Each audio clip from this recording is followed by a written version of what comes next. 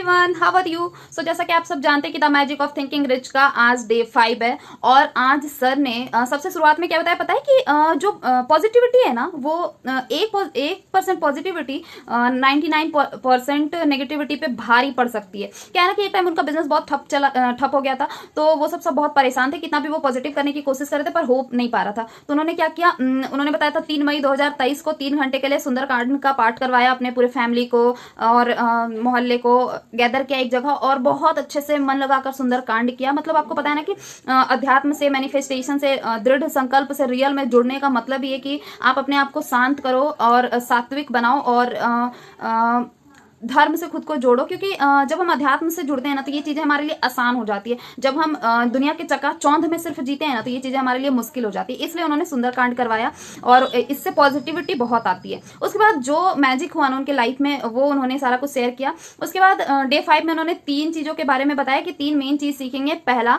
Subconscious का ऐसा कौन सा चीज है, कौन सा थिंग है जिसको टच करते ही वो आपको सब कुछ ला कर देगा। एंड 4 पावरफुल मैनिफेस्टेशन के पिलर को समझाया। एंड द रामबाण उपाय water manifestation. So are you guys ready? आप सब जानना चाहते हो शॉर्ट में कि सर ने कैसे क्या बताया? रेडी हो आप सब? तो जल्दी से मेरे वीडियो को लाइक कर दो और जल्दी जल्दी सुनकर जाओ। ज्यादा लंबा नहीं मैं खींचूंगी, थोड़ा थोड़ा आप सबको बताऊंगी। देन सर ने सुपर दादी की स्टोरी सुनाई, सरदार आहूजा की स्टोरी सुनाई। इन स्टोरीज को सुनाने के पीछे बस एक मकसद था उनका कि क्या होता है कि हम सोचते हैं कि हमारी लाइफ ऐसे ऐसे ऐसे चल रही है, मतलब बहुत ही ज्यादा खराब चल रही है, लेकिन आपको नहीं पता कि कब आप अर्श से फर्श में जा सकते हो और कब कोई बहुत अहंकार करने वाला फर्श से सीधा अर्श पे आ सकता है। इसीलिए जो सिचुएशन है ना चुटकी बजाते ही बदलती है, चुटकी बजाते ही बहुत अच्छा हो सकता है आपके साथ, कभी बहुत खराब।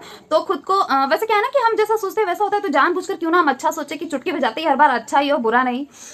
उसके बाद सर ने कि लाइफ में चैलेंजेस तो बहुत आते हैं ना, संघर्ष जब आते हैं तो हम एकदम से परेशान हो जाते हैं ना तो देखो क्या है ना कि जब चैलेंजेस आते हैं तभी तो हमें पेशेंस रखना है, क्योंकि वो जो चैलेंज आ रहे हैं ना वो आपको बहुत महान बनाने के लिए आ रहे हैं। लाइक उन्होंने एक एग्जांपल दिया कि अगर अंग्रेज नहीं आते भारत में तो इतने महान जो चरित्र वो निकल कर आते, क्या आज हजारों साल तक हम उनसे इंस्पायर हो रहे थे और आने वाली हमारी पीढ़ी उनसे इंस्पायर हो पाती? क्या नहीं ना।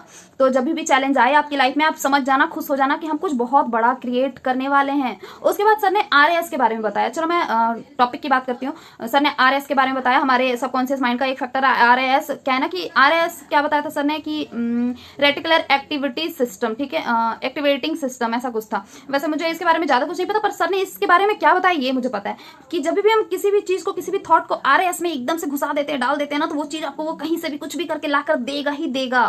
जैसे आपको कोई भी चीज की आदत लग गई है, आपको आप सीरियल्स देखते हो ना, तो सीरियल्स देखते हो कोई प्रॉपर सीरियल, ठीक है, और आपको है ना उसकी आदत लग जाती है, मतलब 7 बजे नहीं क्या रहे, सीरियल का टाइम हो गया भाई, चलो चलो दौड़ो उसे देखना है ना। ऐसा क्यों होता है? क्योंकि वो आपके RAS में घुस चुका है कि इस वक्त उसे वो चाहिए ही चाहिए। देन मान के चलो कि RAS में कोई नेगेटिव चीज भी घुस गई ना, तो फिर मान के चलो कि सिंपल सा उदाहरण दिया था उन्होंने कि हमें ना किचन में जाकर नमक ढूंढना होता है, लेकिन हम पहले ही बोल चुके थे नमक मुझे नहीं मिलता, मुझे क्यों भेज रहे हो लेकिन आप जाते हो जबरदस्ती वहां नमक ढूंढने, आपके आंख के सामने रखा होता है पर आपको नहीं मिलता है, फिर तो आप डांट तो खाओगे ही, क्योंकि RAS में पहले से घुस चुका है वो। तो अगर आपको कोई चीज चाहिए ना RAS में घुसा दो। RAS में जब कोई घुस जाती है ना कोई चीज, तो फिर आपको है ना अगल बगल की सारी डिस्ट्रैक्शंस उससे वो हटा देता है। अगर आपको ब्लैक कलर की कार चाहिए ना, तो आपने ये मैनिफेस्ट कर लिया ना, सबकॉन्शियस माइंड में घुसा दिया ना, आप देखना, आप नोटिस करना कि आपको ना हर दूसरे दिन, हर तीसरे दिन ब्लैक कलर की कार नजर आ जाएगी, क्योंकि वो फिर वैसे अपॉर्चुनिटीज क्रिएट करना शुरू कर देता है। देन सर ने 4 पिलर्स के बारे में बताया। वो सबसे पहला है कि सबसे पहला क्या था कि एवरीवन हैज डिजायर, राइट, लेकिन डिजायर से कुछ नहीं होता। Desire no, burning Dzire.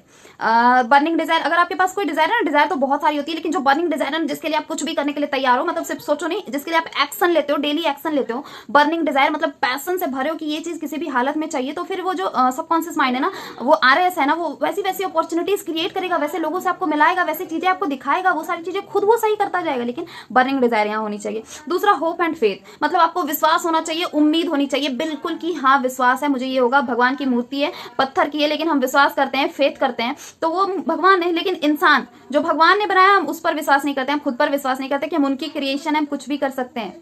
तीसरा, एब्सोल्यूट क्लैरिटी, मतलब आपके गोल में बिल्कुल क्लैरिटी होनी चाहिए, जरा सा भी इधर उधर नहीं। मतलब आपको जो चाहिए ना पूरा क्लियर रहो, स्पष्ट रहो, उसे समझ तो आने दो यूनिवर्स को कि आपको ये चीज चाहिए, तभी तो वो देगा। वो भी कंफ्यूज रहेगा, आप भी कंफ्यूज रहोगे, कुछ नहीं मिलेगा।